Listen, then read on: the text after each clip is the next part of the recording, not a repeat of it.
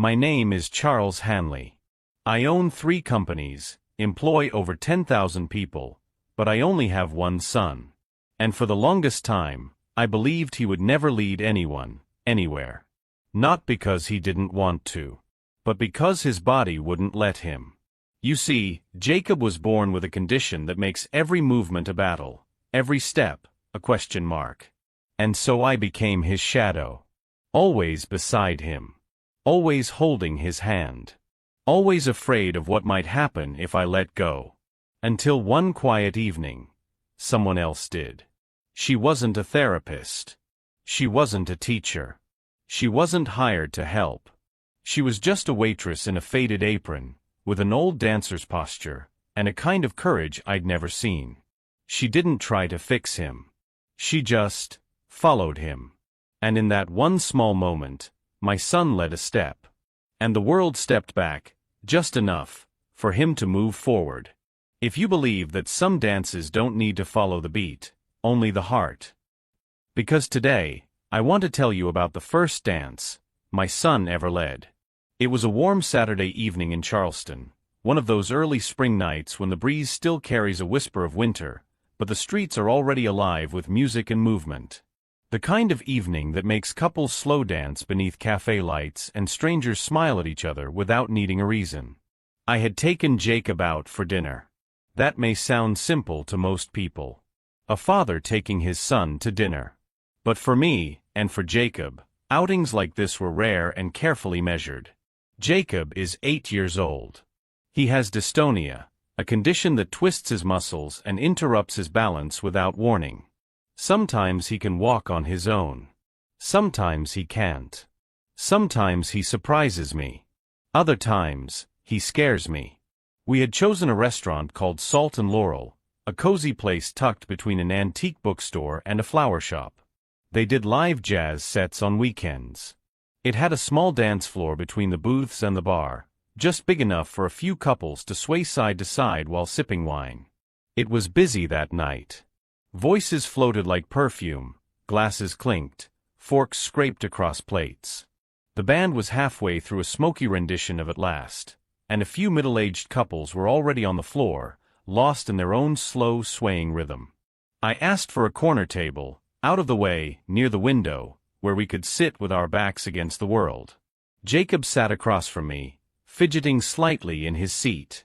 He never liked being in crowds.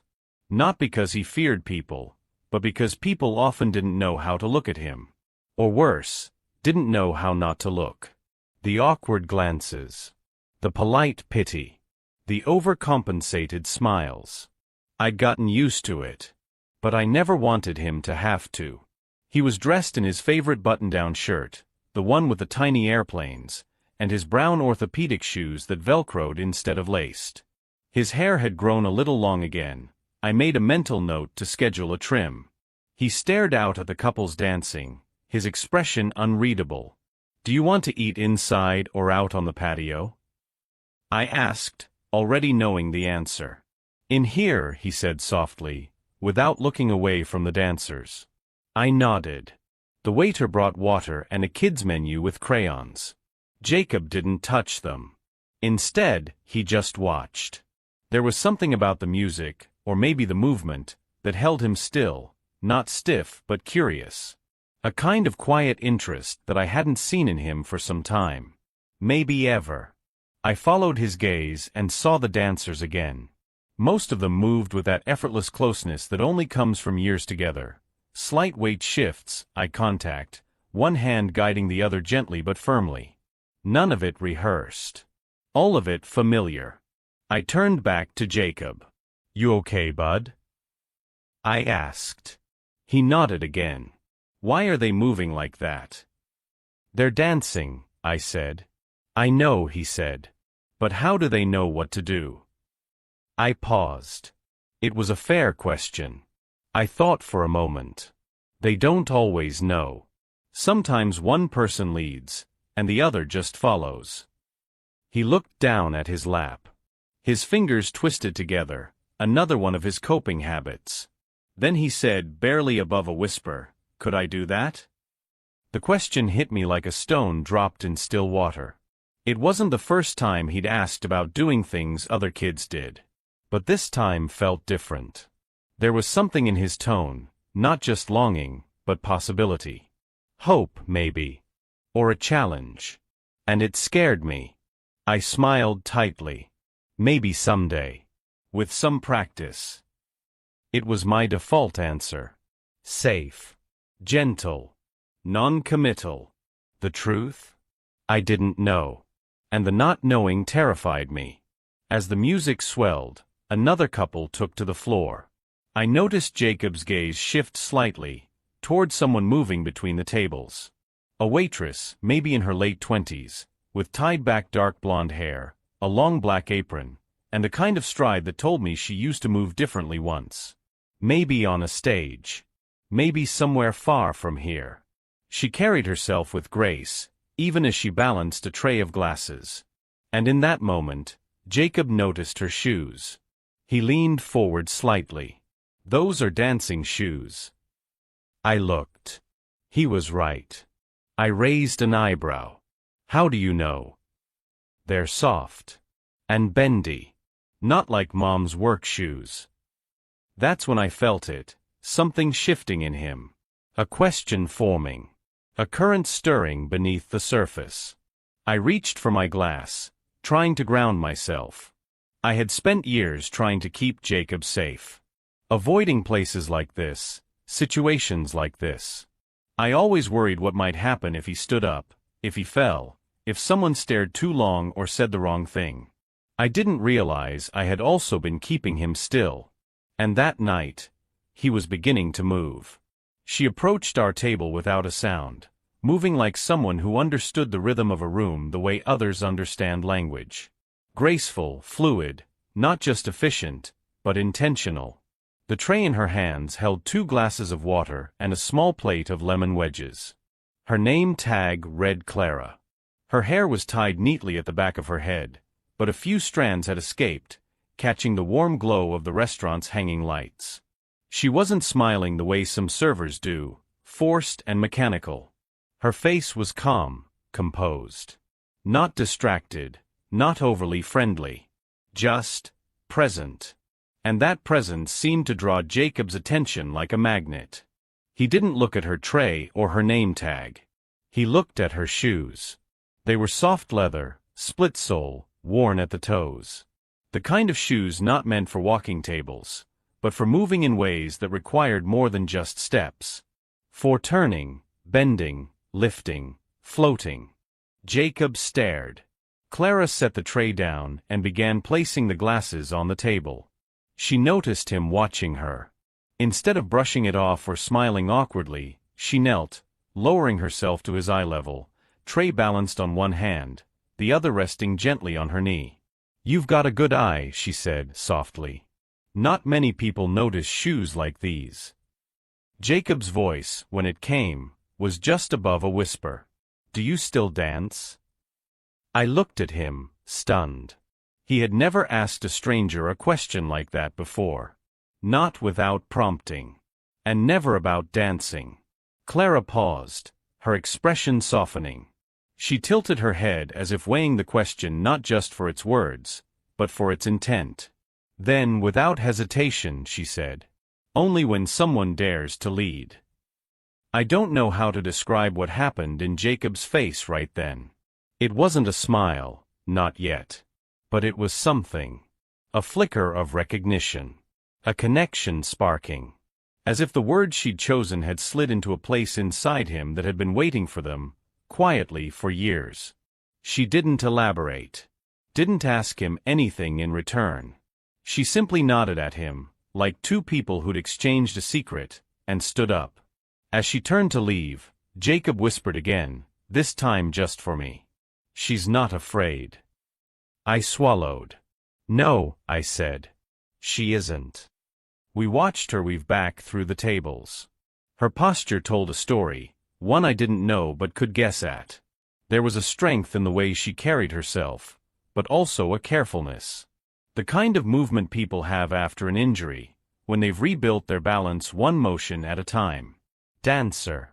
That was obvious now. And maybe, something more. Clara returned a moment later with a folded napkin and gently placed it in front of Jacob, then smiled, not a waitress's smile but a person's. She glanced at me, then at Jacob again.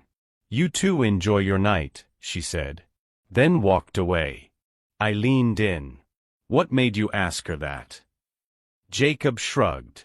"She moves different," he said. "Like she hears music even when it's not playing." I looked across the room. Clara was back at the bar, talking to another waiter. But her eyes weren't on them. They were on Jacob. Not long. Just a glance. Just enough to let me know she hadn't dismissed him.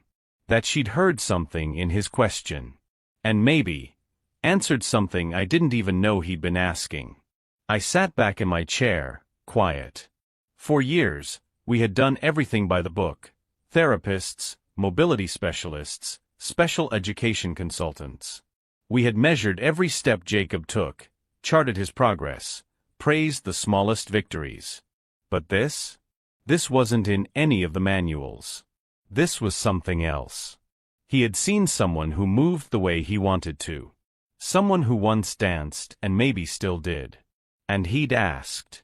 On his own. With no agenda. And she had answered, not like a teacher, not like a doctor, but like someone who had been waiting for someone like him to ask. I didn't know what it meant yet. But I knew something had shifted. And I wasn't the one who made it happen. It happened so quickly, and yet it felt like time unraveled into something slower, thicker. One moment, Jacob was watching her from our table. The next, Clara was kneeling beside him again, her voice so soft I couldn't catch the words. But Jacob nodded. She reached out, not forcefully, not with urgency, but with an open hand. And Jacob reached back. Their fingers touched. And then, to my complete disbelief, Jacob stood up.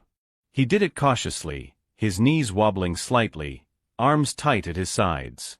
I could see the tremor in his left foot as it tried to plant itself firm on the floor. For a brief second, I half rose from my seat, instinctively ready to catch him. But Clara didn't panic. She simply adjusted her stance, like a dancer syncing with a partner mid-beat, and held her hand steady as Jacob found his footing. She didn't guide him. She let him decide. Jacob took one step forward onto the open space between the tables. It wasn't a smooth step, his heel slid a little, his balance shifted unevenly, but it was his. Entirely his. Clara followed, half a step behind, not correcting, not leading, just moving when he moved. Another step. A slight pivot.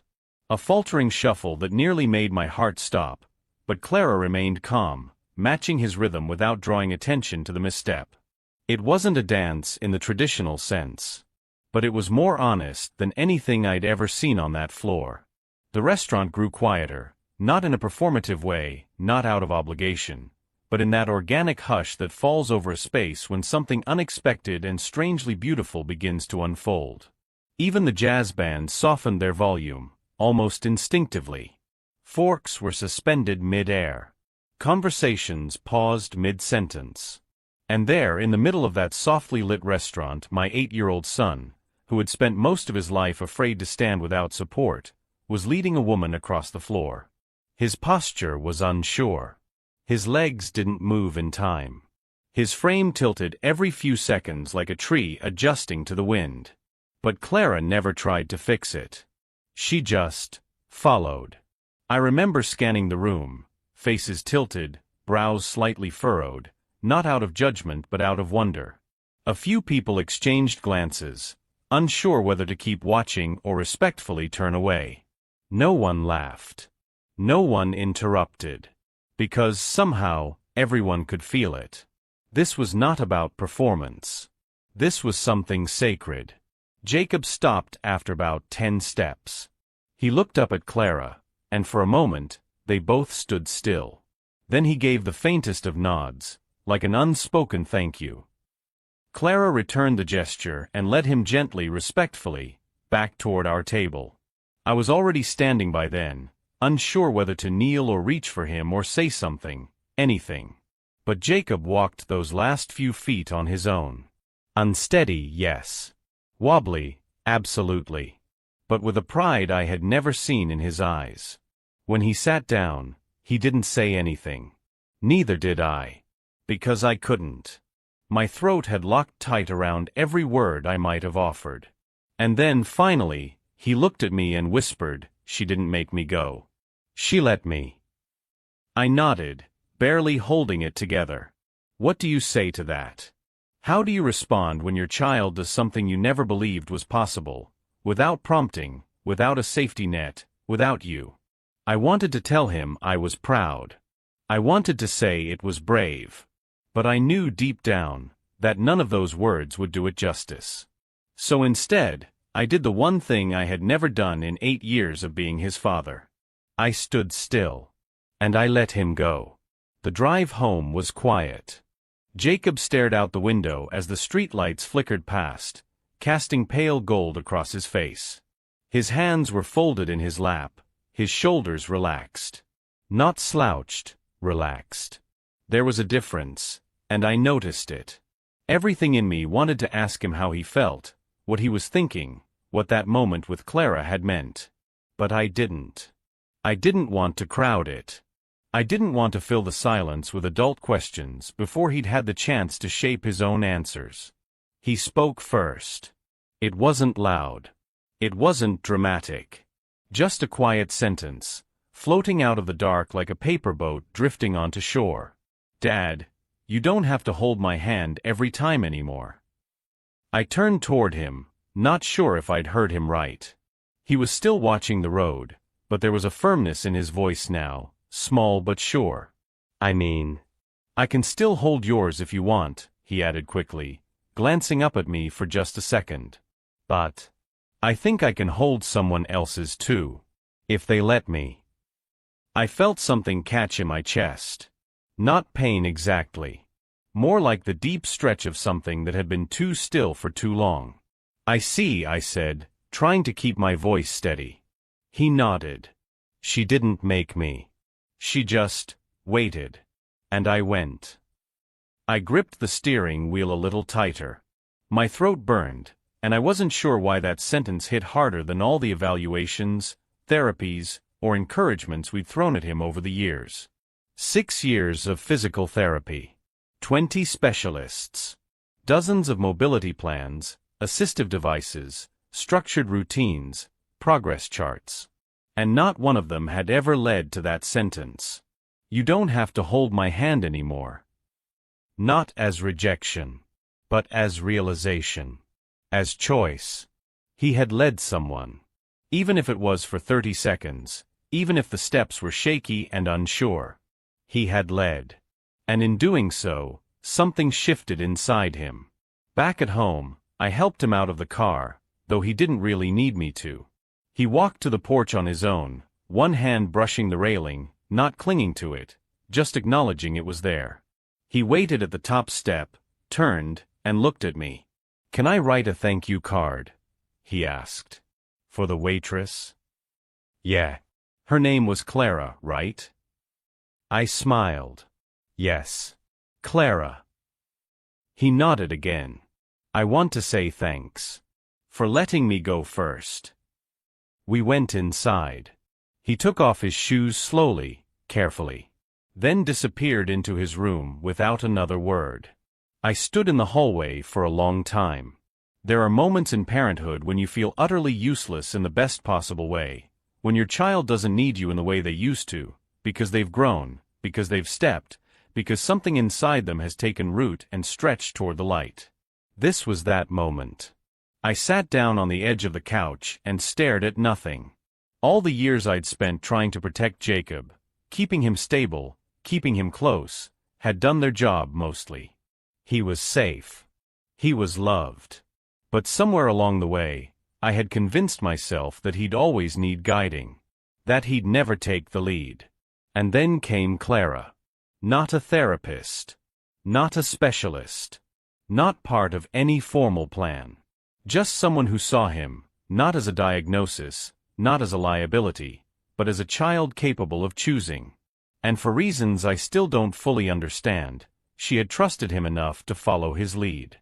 That night didn't end with applause. There was no grand revelation. No music swelled as the credits rolled. But for Jacob, something had opened. Something he wanted to protect, to thank, to repeat. And for me, something fell away. The fear, maybe. The need to hover.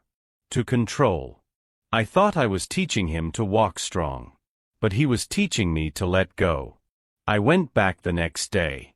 I didn't even call ahead. I wasn't sure what I would say, or even if I'd find her there. But something in me needed to return, not to the restaurant really, but to the moment I had witnessed. The one that refused to leave me alone since the night before. Salt and Laurel was quieter in the late afternoon, before the dinner crowd arrived. The lights were dimmed, the jazz band absent, the air less charged with performance. A few tables were occupied by couples sipping coffee or finishing late lunches. I stepped inside, unsure whether I looked more like a father on a mission or a man who simply hadn't been able to sleep. And then I saw her. Clara was folding napkins behind the bar, her apron dusted with flour or sugar or something from the kitchen. She moved with the same quiet purpose, graceful, unhurried, unassuming. The kind of presence that somehow made everything around her feel less chaotic. I approached slowly, unsure if she would recognize me. Before I could speak, she looked up and smiled. It wasn't surprised. It wasn't formal. It was the kind of smile you give someone you already know, even if the words haven't quite caught up. "I was wondering if you'd come back," she said. I nodded, shifting my weight slightly. "Do you have a minute?" She nodded and gestured toward the corner booth. "Always." We sat. I didn't order anything. I didn't need to. There was a pause between us, not awkward, not forced. Just space. Like two people waiting for the right breath to speak. Then I asked her the question that had been echoing in my mind since last night. "Weren't you afraid he might fall?" Clara looked at me for a long moment. She didn't rush her answer. She didn't even blink right away. It was as if she was measuring my question not just by what I said, but by what I hadn't said. Then she spoke. "I wasn't afraid he'd fall," she said. "I was afraid no one would trust him enough to follow, while he could still stand." Her voice didn't shake. Her eyes didn't drift. She said it like it was something she'd carried for a long time. Maybe not just about Jacob. Maybe about herself. I leaned back slightly stunned, not by her courage, but by the clarity. I had spent years calculating every risk for Jacob. Every slope, every curb, every possibility of imbalance. I'd kept him tethered to me like a kite I feared would fly too close to power lines. But Clara had looked at the same child and seen not fragility, but agency. She didn't fear his weakness. She honored his moment. Even if it was brief. Even if it was uncertain. "You just let him lead," I said. She nodded. Sometimes the most generous thing you can do is take the second step. I exhaled. Heavily. "I've been trying to teach him everything," I admitted. How to move, how to cope, how to protect himself. But last night, watching you, I realized. I trailed off. Clara finished the sentence for me, softly, "that maybe it's time someone learned from him?" I looked at her. Really looked. She wasn't just a waitress. That much was clear now. There was something in her, something worn but whole, bent but unbroken. A dancer, yes. But more than that, a listener. Someone who paid attention to things most people missed. "I sat still all night," I said. "But this time." I nod. Like a student. She smiled again, this one deeper, quieter. And for the first time in a long time, I felt like I wasn't failing Jacob by not having all the answers. I was finally learning how to follow. A few days passed before I reached out again. I didn't want it to feel rushed, or transactional. What Clara had done that night wasn't something I could repay with a tip or a polite thank you. It wasn't something I wanted to confine to a moment. It deserved more. She deserved more. So I called her. She recognized my voice instantly, and agreed to meet for coffee the next morning, before her shift. We sat outside a small cafe on Queen Street. The sun had just started to warm the bricks beneath our feet. Birds fluttered in the tree above us, and the early air carried a calm that made conversations feel easier, somehow lighter. Clara was dressed in a soft blue sweater and worn jeans, her hair pulled back the same way it had been that night. But there was something different in her eyes. A cautious curiosity. Like she knew I wasn't here to say thank you and disappear. I got straight to it. "I wanted to ask you something," I said. "Something big." She tilted her head slightly, waiting. "I run a foundation. It's something my family started years ago, after my father passed. Most of our work goes to healthcare and education. But lately, we've been investing in emotional and physical rehabilitation for kids with motor disabilities. It's called LEAD anyway." She blinked, listening, her hands cupped around her coffee. "We've built some great partnerships with therapists and educators," I continued. "But there's a gap. Something we haven't figured out how to teach." "What's that?" she asked. "How to follow." She raised an eyebrow, not in disbelief, but in thought. I leaned in. "Most programs focus on helping kids keep up, walk straight, hold steady, match a pace. But what you did with Jacob, you let him lead. You didn't coach him.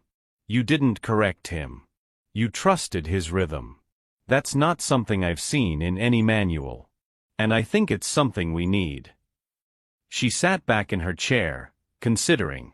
"I want to offer you a position," I said. "Not as a therapist. Not as a traditional instructor. But as an emotional movement advisor.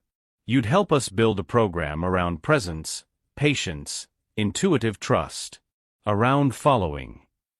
She didn't answer right away. Instead, she looked down into her cup, quiet. Then she said, "I'm not a specialist, Mr. Hanley. I never got certified. I didn't finish school after the injury. I've been out of the dance world for years. What happened with Jacob? That wasn't training. That was instinct." I nodded. "And that's exactly why I'm here."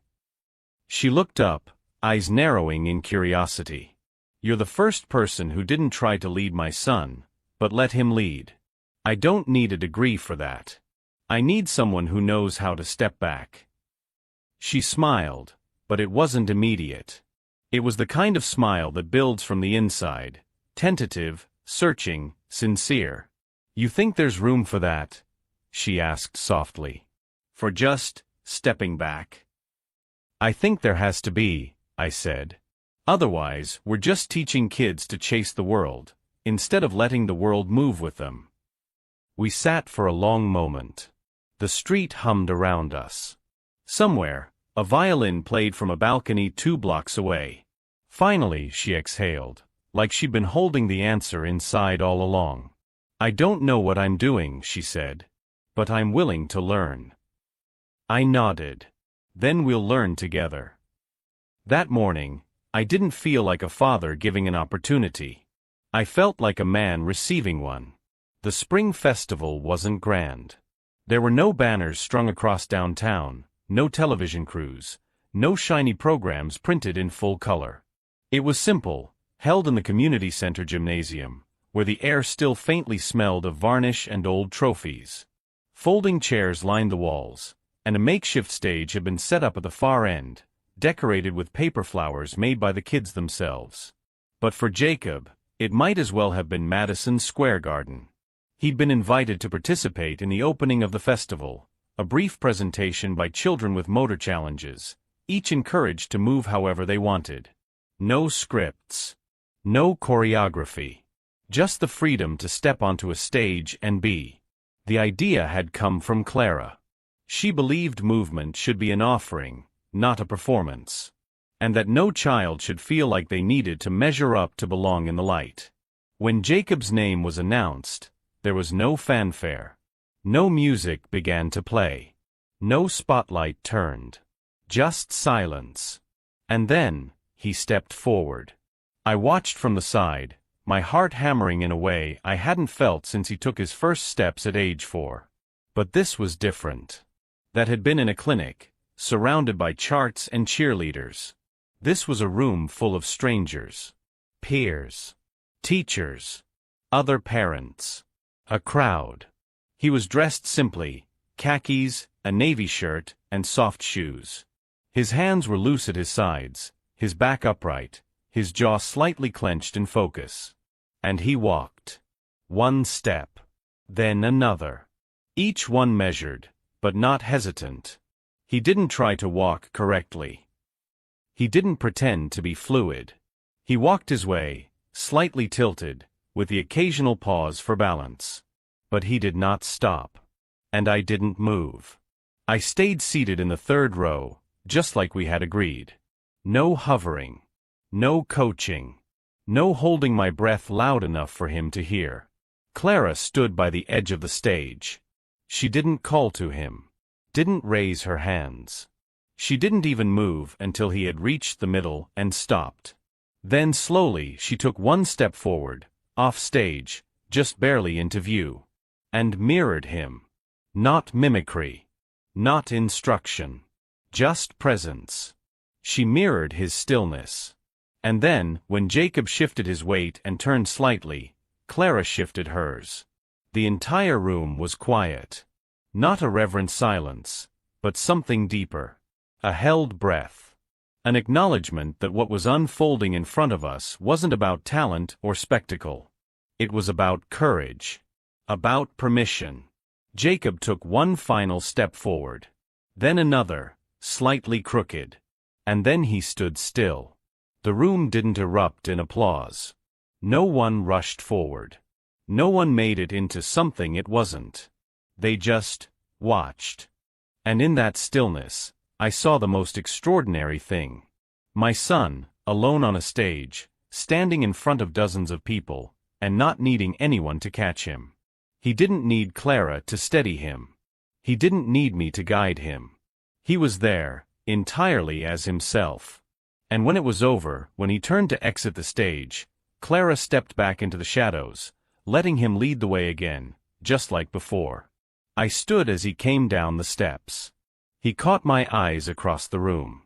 And for the first time, I didn't meet him halfway. I waited. He walked toward me, slow, unbalanced, proud.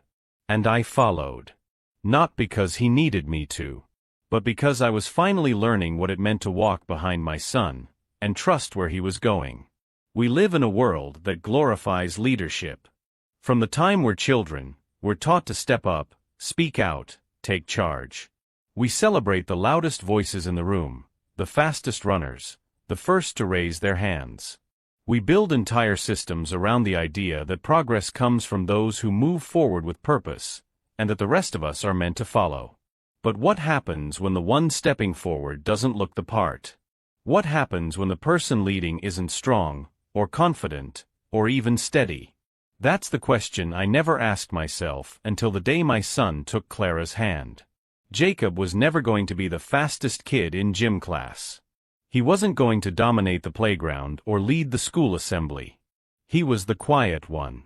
The boy who stumbled, who paused too long before answering, who felt everything deeply but said little. And so, for years, I assumed my job was to lead him. To clear the path. To make his steps easier by stepping ahead. But I missed something. I missed the fact that leadership isn't always about pulling others forward. Sometimes, it's about offering a new rhythm. A gentler one. One that asks the world to slow down, to listen, to watch. And sometimes the most powerful act of love is to follow. Clara saw that. She didn't try to mold Jacob into a leader. She didn't even try to teach him how to dance. She simply offered herself as someone willing to follow, if he dared to move. That one choice changed everything. Because the truth is, not everyone is born to lead in the way we've come to expect. Not everyone has the voice that fills a room or the stride that commands attention.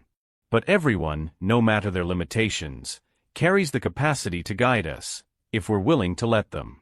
Sometimes, it's the child who struggles to walk who teaches us balance.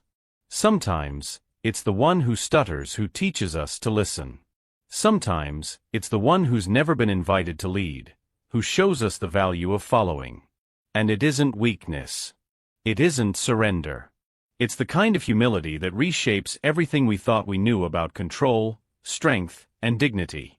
I used to think my job as a father was to hold my son's hand through every challenge, to be the firm foundation under his feet.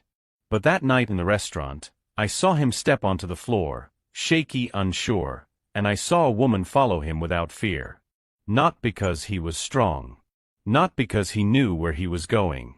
But because she believed he was worth following, even if he only made it one step. That belief? That changed him. And it changed me.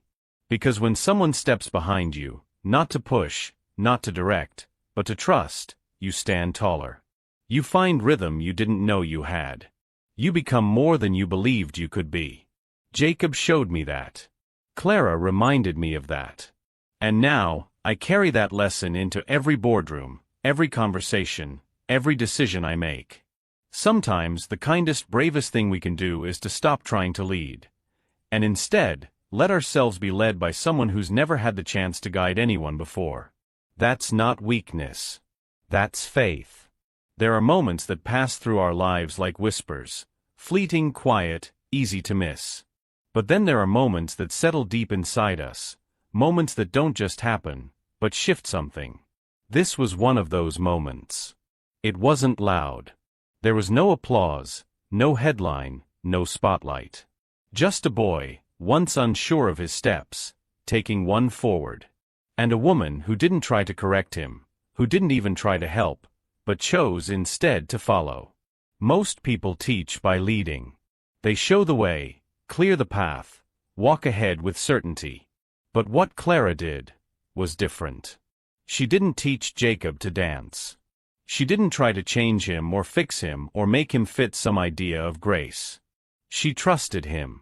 And in doing so, she gave him something that years of therapy, specialists, and well-meaning encouragement never could. The chance to be seen as someone worth following. So no, she didn't teach my son to dance. She taught the world to follow when he finally moved. If you've ever followed someone whose steps weren't perfect, but whose heart was true, then you already know. There's no such thing as a wrong dance. Only a world waiting for someone brave enough to take the first step. So if this story moved you, even just a little, and tell us in the comments. When was the last time you let someone imperfect lead you someplace unforgettable?